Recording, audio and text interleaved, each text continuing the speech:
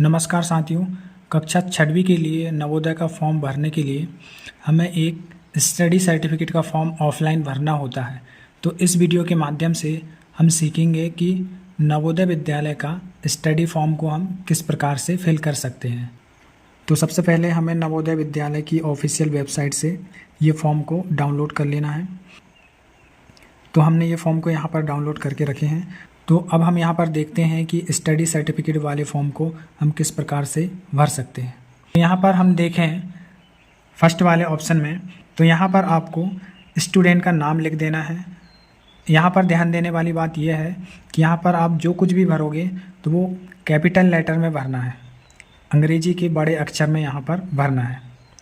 फिर नीचे देखते हैं नेम ऑफ स्टूडेंट, मतलब विद्यार्थी कौन से स्कूल में यहाँ पर पढ़ रहा है, तो यहाँ पर आपको स्कूल का नाम भर देना है। इसके बाद नीचे कैंडिडेट नेम, तो यहाँ पर स्टूडेंट का नाम भर देना है। स्टूडेंट का नाम आप आधार कार्ड के हिसाब से उसी के अनुसार भरेंगे। तो यहाँ पर हम आधार कार्ड के हिसाब से हमने नाम डाल दिए हैं, अभिषेक कवरेती। इसी प्रकार नीचे अगर हम देखें फादर नेम, यहाँ फादर नेम डाल देना है। उसके नीचे यहाँ पर मदर नेम, यहाँ पर माता जी का नाम डाल देना है। यहाँ पर एक और ऑप्शन है नीचे name of the guardian and relationship if any. इसका मतलब ये है कि यदि स्टूडेंट अपने माता पिता के अलावा किसी और के साथ रहकर स्टडी कर रहा है तो यहाँ पर उनका नाम डाल देंगे। तो यहाँ पर हमारे स्कूल का ये जो बच्चा है ये अपने मामा जी के यहाँ पर रह के यहाँ पर पढ़ाई कर रहा है, तो यहाँ पर उनके मामा का नाम डाल दिए हमने। अगर आपके स्कूल का जो स्टूडेंट है वो अपने माता पिता के साथ रहकर ही पढ़ रहा है तो आप इसको खाली भी छोड़ सकते हैं। इसके बाद हम नीचे देखें यहाँ पर डेट ऑफ बर्थ डाल देंगे, यहाँ पर डे, मंथ और ईयर, और इसके बाद यहाँ पर आपको शब्दों में लिख देना है आगे। तो आपको शब्दों में कुछ इस प्रकार से लिखना है, जैसे यहाँ एक है तो एक को 1, फिर 2, 0, इसी प्रकार से आप इसको भर सकते हो। फिर यहाँ पर जेंडर सेलेक्ट कर लेना है, बॉय, गर्ल, इस प्रकार से। और फिर इसके आगे हम यहाँ पर कैटेगरी सेलेक्ट कर लेंगे। फिर नीचे है nature of disability if any, यदि स्टूडेंट दिव्यांग है तो आप उसको यहाँ पर टिक कर सकते हो। जैसे कि यहाँ पर पहला ऑप्शन है फिजिकली, यदि वो शारीरिक रूप से विकलांग है तो आप पहले वाले को टिक करेंगे। विजुअली, यदि उसको देखने में प्रॉब्लम है तो आप उसको यहाँ पर टिक कर सकते हो। हियरिंग, यदि उसको सुनने में कोई प्रॉब्लम है तो आप उसको यहाँ पर टिक कर सकते हो।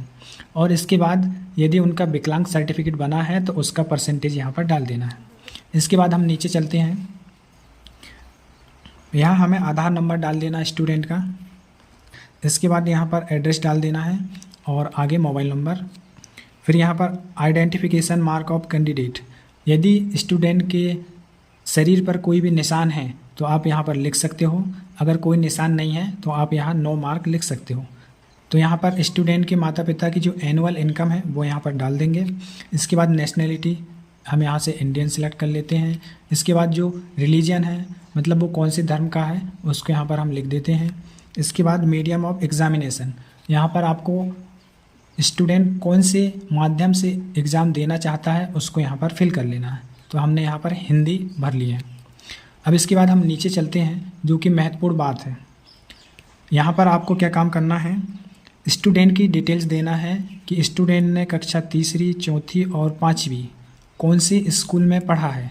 तो यहाँ पर हम बारी बारी से देख लेते हैं ऑप्शन के हिसाब से। तो जैसे कि यहाँ पर अगर हम देखें, यहाँ पर name of the school, study 3rd and 4th and studying 5, तो यहाँ पर ये कहना चाह रहा है कि जो स्टूडेंट है उसने 3री, 4थी और 5वीं कौन से स्कूल में और किस जगह पढ़ा है उसकी जानकारी हमें यहाँ पर फिल करना है। जैसे हम देखें यहाँ पर, तो उसने जीपीएस मुंडी टोला में 3री क्लास पढ़ा है। इसी प्रकार जीपीएस मुंडी टोला में 4थी क्लास भी पढ़ा है, और जीपीएस मुंडी टोला में अभी वो 5वीं क्लास में अध्ययनरत है। यदि स्कूल ग्रामीण क्षेत्र में है तो यहाँ पर रूरल सेलेक्ट करेंगे, यदि स्कूल शहरी क्षेत्र में है तो अर्बन सेलेक्ट करेंगे। तो हमारा जो स्कूल है वो रूरल एरिया में है, तो यहाँ पर हम रूरल सेलेक्ट कर लेते हैं। इसका मतलब ग्रामीण क्षेत्र में है तो रूरल सेलेक्ट कर लेते हैं, इसमें भी रूरल और इसमें भी रूरल। अब हम नीचे वाले ऑप्शन में देखते हैं month and year of joining. इसका मतलब ये है कि जो स्टूडेंट है उसने कक्षा 3री, 4थी और 5वीं में कौन सा महीने और कौन से साल में वो आया है। तो हमारे यहाँ पर जो स्टूडेंट है वो जुलाई 2022 में यहाँ पर एडमिशन लिया है, तो हमने यहाँ पर उसका जुलाई 2022 लिख दिए हैं।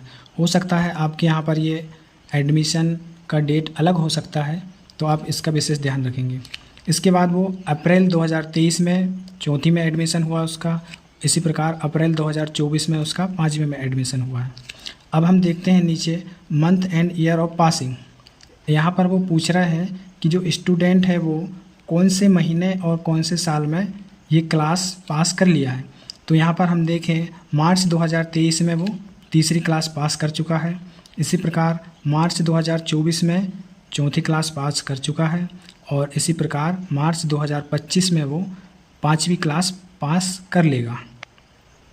इसके बाद अगर हम नीचे देखें नेम ऑफ ब्लॉक, तो यहाँ पर जो स्कूल कौन से ब्लॉक में है। इसके बाद अगर हम नीचे देखें नेम ऑफ द ब्लॉक, तो यहाँ पर आपको स्कूल कौन से ब्लॉक में है उसको यहाँ पर लिख देना है, बारी बारी से तीनों जगह लिख देना है। इसके बाद नेम ऑफ द डिस्ट्रिक्ट, यहाँ पर स्कूल की डिस्ट्रिक्ट को भर देना है तीनों जगह। इसके बाद नेम ऑफ द स्टेट, तो यहाँ पर हम MP लिख देते हैं। चूँकि मध्य प्रदेश लिखने में थोड़ा सा बड़ा हो जाएगा, यहाँ पर जो स्पेस है वो थोड़ा सा कम है, इसलिए हम इसको शॉर्ट में MP लिख देते हैं। और इसके बाद नीचे देखें तो यहाँ पर सिग्नेचर ऑफ कैंडिडेट, तो यहाँ पर स्टूडेंट की साइन ले लेंगे, और इधर साइड में पेरेंट्स की सिग्नेचर, उनके माता या पिता या फिर वो जिसके भी पास रह रहा है उनकी यहाँ पर हम सिग्नेचर करा लेंगे। और नीचे अगर हम देखें तो यहाँ पर जो संस्था प्रभारी है वो यहाँ पर अपने स्कूल की सील और सिग्नेचर कर देंगे। और फिर यहाँ पर जो स्टूडेंट है उसकी यहाँ पर हमें फ़ोटो लगा देनी है। तो इस प्रकार से ये जो हमारा स्टडी सर्टिफिकेट है वो बड़ी ही आसानी से फिल हम कर सकते हैं। एक बार मैं फिर से दिखा देता हूँ।